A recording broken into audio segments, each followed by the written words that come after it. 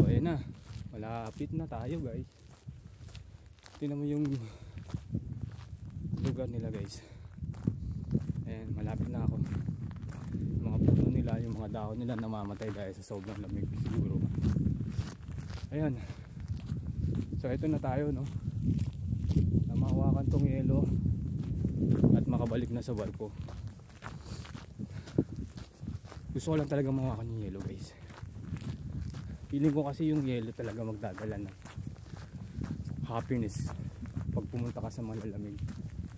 Pero ang layo ko na, sobrang layo ko na guys. Ayan guys, oh.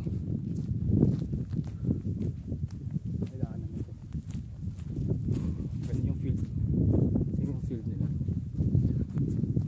Sobrang ganda. Ayan. Big.